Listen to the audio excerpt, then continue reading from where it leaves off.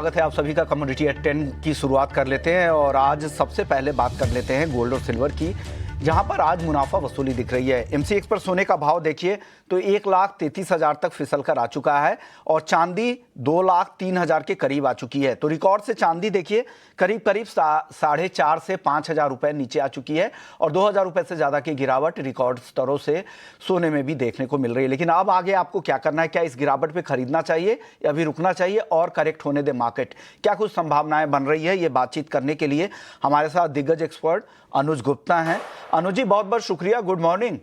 चांदी में बताइए सर, मार्केट तो कुछ करेक्ट हुआ है और करेक्ट होने दे या अभी ही एंट्री कर जाएं? आज की बता दीजिए, पोजिशनल भी बता दीजिए। Vishnu ji good morning. देखिए डेफिनेटली मार्केट में लॉन्ग टर्म ट्रेंड तो पॉजिटिव है, बट शॉर्ट टर्म हमें लगता है कि थोड़ा सा प्रॉफिट बुकिंग आ सकता है, क्योंकि टेक्निकल चार्ट्स पे ओवरबॉट है, प्लस वीकेंड भी है और क्रिसमस ईव से पहले मुझे लगता है कि इंटरनेशनल मार्केट में कुछ प्रॉफिट बुकिंग आ सकती है। तो वेरी शॉर्ट टर्म के लिए अगर हम बात करें 1 या 2 दिन के पर्सपेक्टिव से, हमें लगता है कि मार्केट थोड़ा रेजिस्टेंस फेस कर रहा है, तो प्योरली टेक्निकल कॉल रहेगी। 1 दिन के पर्सपेक्टिव से सिल्वर में बिकवाली की सलाह रहेगी, करीबन 2,04,500 के आसपास। स्टॉप लॉस 2,06,000 का लगाएं, टारगेट 2,02,000 तक देखने को मिल सकता है। हमने इंटरनेशनल मार्केट में भी देखा है कि प्राइस अब $66 के नीचे आते हुए दिखाई दिए, तो लग रहा है कि कुछ यहाँ पे प्रॉफिट बुकिंग सिल्वर में देखने को मिल सकती है। ओके, तो चांदी में कुछ और प्रॉफिट बुकिंग दिख सकती है, मुनाफा वसूली दिखेगी, 2,02,000 रुपए तक भी चांदी फिसल सकती है। अनुज जी को लगता है तो सेल कॉल आज के लिए ये राय है, बिना स्टॉप लॉस के ट्रेड ना करें, ये आपसे एक गुजारिश भी है और रिक्वेस्ट भी है, अदरवाइज क्योंकि मार्केट काफी वॉलेटाइल है। सर गोल्ड बताइए, और साथ ही बैंक ऑफ जापान की पॉलिसी मीटिंग का शॉर्ट में कुछ निगेटिव असर हो सकता है क्या गोल्ड में? गोल्ड आज मुनाफा वसूली दिखा रहा है, क्या एक नजरिया गोल्ड पर भी दे और उस पॉलिसी के डिसीजंस पर भी? देखिए पॉलिसी में 0.25 बेसिस पॉइंट से इंटरेस्ट इंक्रीज किए गए हैं, जो कि कहीं ना कहीं थोड़ा मॉनेटरी टाइटिंग यहाँ पर आ सकता है। हमें लगता है कि कहीं ना कहीं उसकी वजह से थोड़ा बहुत आपको प्रॉफिट बुकिंग देखने को मिल सकता है। शॉर्ट टर्म में थोड़ी बहुत करेक्शन आ सकती है, बट गोल्ड अगर आप देखेंगे तो अभी एक काफी साइडवेज ट्रेंड में, कल भी हमने देखा था कि एमसीएक्स में इसने नया हाई बनाया था। तो गोल्ड अभी भी एज कंपेयर अगर आप गोल्ड सिल्वर रेशियो के अकॉर्डिंग देखेंगे तो सिल्वर में थोड़ी गिरावट आ सकती है, बट गोल्ड हमें लगता है कि बाय ऑन डिप्स का ही कैंडिडेट आपको देखने को मिलेगा। तो गोल्ड में हमारा कॉल 1,33,000 के आसपास खरीदारी का रहेगा। स्टॉप लॉस 1,32,350 का होगा, टारगेट 1,34,500 तक देखा जा सकता है। बट जो जापान की इंटरेस्ट रेट पॉलिसी है उससे थोड़ा सा मॉनेटरी इफेक्ट यहां पर आ सकता है, और हाईयर लेवल पर जो है कैप जो है वो मुझे लगता है कि लगता हुआ दिखाई दे सकता है। ओके, तो गोल्ड आपको लग रहा है कि यहां पर लोअर लेवल पे मौके तलाश ले, नीचे खरीदने का 1,33,000 पे। अनुजी को लगता है 1,34,000 का टारगेट, 1,32,350 का। क्रूड में 2 दिनों से हल्की रिकवरी की कोशिश हो रही है। ब्रेंट का भाव देखिए $60 के आसपास है। घरेलू बाजार में ट्रेड करना हो तो क्या मौके हैं? कुछ किस साइड के मौके दिख रहे हैं अनुजी आपको?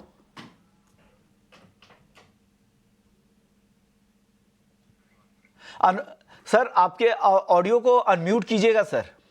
देखिए हमने देखा था कि क्रूड की इन्वेंट्री बहुत बड़ी है। लास्ट टाइम जो इन्वेंट्री आई थी वहां पर भी स्टॉक प्राइस इंक्रीज होते हुए आए थे, तो मार्केट जो है ओवर सप्लाइड है। हमें लगता है कि उसका इंपैक्ट भावों पे रहेगा। क्रूड मुझे लगता है कि यहाँ पर अभी फिलहाल इवन अगर हम पूरे एनर्जी पैक की बात करें तो हमें लगता है कि अभी अंडर प्रेशर रहेगा। तो क्रूड के अंदर बिकवाली की सलाह रहेगी। करीबन अगर हम घरेलू मार्केट की बात करें, जनवरी कॉन्ट्रैक्ट में 5,100 के आसपास बिकवाली का ट्रेड लेना चाहिए। 5,175 का स्टॉप लॉस लगाए, टारगेट 5,020 तक देखा जा सकता है। क्रूड हमें लग रहा है कि थोड़ा सेलिंग प्रेशर के साथ ट्रेड हो सकता है। कच्चे तेल में बिकवाली आपको दिख रही है 5,100 पे बेचे, नीचे में भाव आ सकता है 5,020 तक का। आज नेचुरल काफी कमजोर है सर, सीजनल डिमांड का असर क्या नहीं हो रहा है क्या?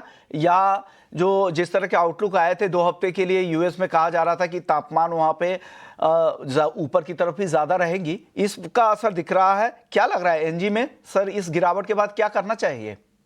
देखिए कल जो इन्वेंट्री आई नेचुरल गैस की वो भी बढ़कर आई है पिछले वीक के मुकाबले, तो स्टॉक प्राइस बढ़े हैं, डेफिनेटली उसका इंपैक्ट है। डेफिनेटली मुझे लगता है कि अभी जो अंडरटोन चल रहा है वो थोड़ा सा वीकनेस का चल रहा है। हमने पिछले करीबन अगर आप 2 हफ्तों की बात करेंगे तो करीबन 24-25% की गिरावट हमने नेचुरल गैस में देखी है। तो ट्रेंड अभी नेचुरल गैस का डाउन है। यहाँ पर फिलहाल तो अभी बिकवाली की ही सलाह है, तो नेचुरल गैस में करीबन 355 के आसपास बिकवाली का ट्रेड लेना चाहिए। स्टॉप लॉस 363 का लगाए, टारगेट 340 तक देखे जा सकते हैं। ओके, तो ये राय आपकी एनजी पे आ गई है। बेस मेटल सर बता दीजिए, आज सारे बेस मेटल तेज है, निकेल में ज्यादा तेजी है, बाकी मेटल्स में 0.25% की तेजी है। आपको क्या पसंद आ रहा है, कॉपर, जिंक, एल्युमिनियम या निकेल?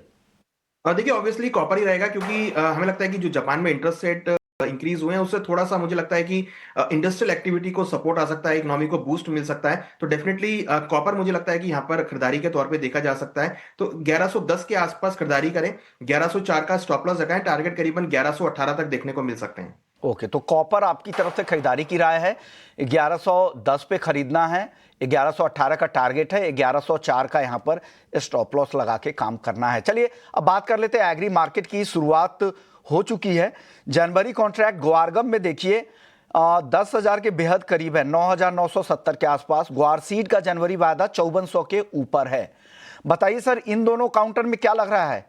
ये जो तेजी लौटी है, ये तेजी आगे और भी एक्सटेंड हो सकती है, क्या करना चाहिए इन दोनों में?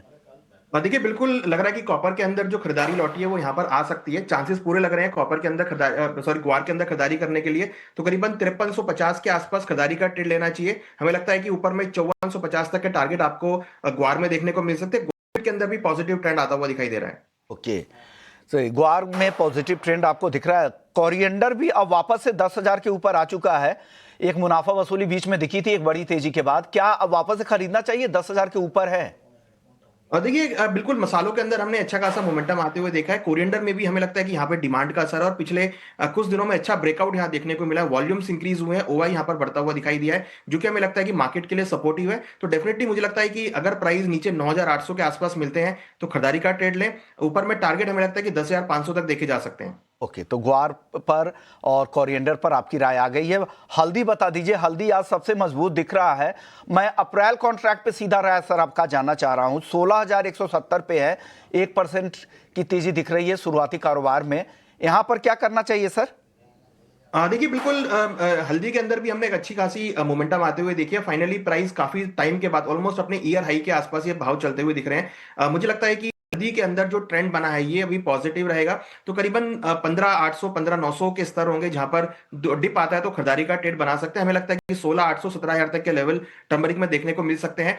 जो कैरी ओवर स्टॉक है यहाँ पर काफी कम है पिछले साल के मुकाबले, जो यहाँ पर मार्केट को सपोर्ट करेगा। ओके, शुक्रिया अनुज जी, वक्त निकाला। एग्री नॉन एग्री दोनों ही मार्केट पे राय दी और ग्लोबल जो इकोनॉमिक सिनेरियो है उस पर भी चर्चा कर ली आपने।